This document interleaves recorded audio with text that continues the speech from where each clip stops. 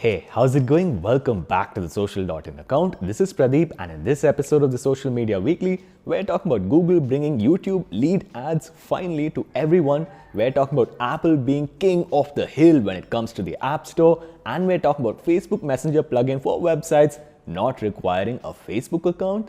Let's get started.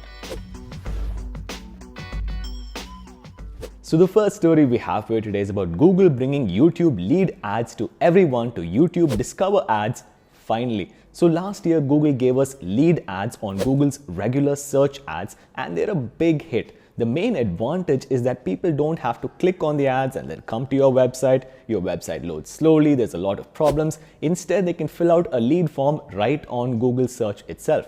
Now they're bringing the same type of ads to YouTube lead ads, on YouTube Discover ads, as well as in the future, it's also coming to display ads. The advantage is that they've also added some additional fields, including job title and job description, and the ability to ask some questions based on your vertical. For example, in real estate, you can ask people what is their price range. Now, it's interesting because this data will not be tracked in Google Analytics because the entire lead will happen entirely outside of your website. The next story has to do with Apple being king of the hill when it comes to the App Store. Microsoft's xCloud, that's their game streaming service, is supposed to launch in September. Unfortunately, it's going to be Android only because Apple does not allow game streaming services like that. Also, unfortunately, Google Stadia will not be coming to iOS. Now, the problem is Apple cannot vet the games that are part of game streaming services, and they're not going to get their 30% commission when these services create accounts on the iOS platform. That's why they don't want it.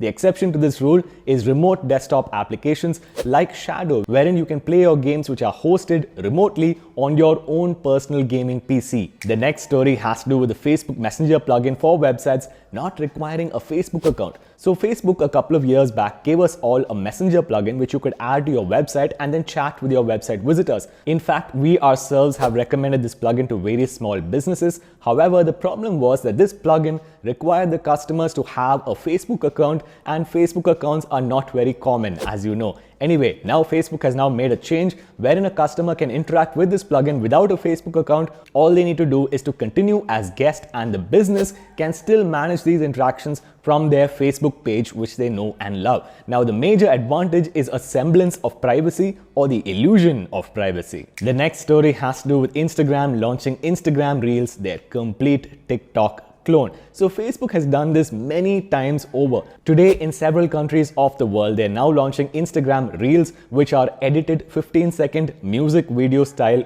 video clips, very similar to TikTok. They're just a TikTok ripoff. The reason Facebook is doing this is because TikTok is in danger of being sold to Microsoft the world over. Now, Facebook has done this many times before. For example, in 2013, they tried to buy Snapchat, and then when Snapchat refused, they went and launched Poke. It was their application that failed. In 2016, they tried to buy Snapchat again, and when Snapchat refused, they launched Instagram Stories, which are a complete ripoff of Snapchat, and now Instagram Stories are a #1 feature of Facebook's Instagram.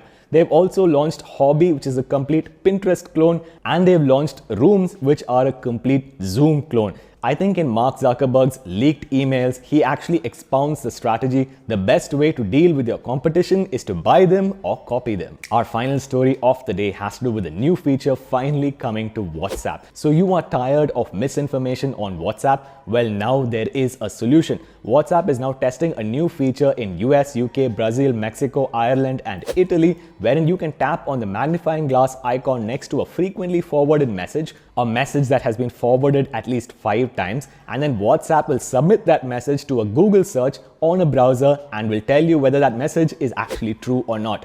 Unfortunately, it does not work for images and videos as of now. So if you want to spread misinformation, you have to use a video.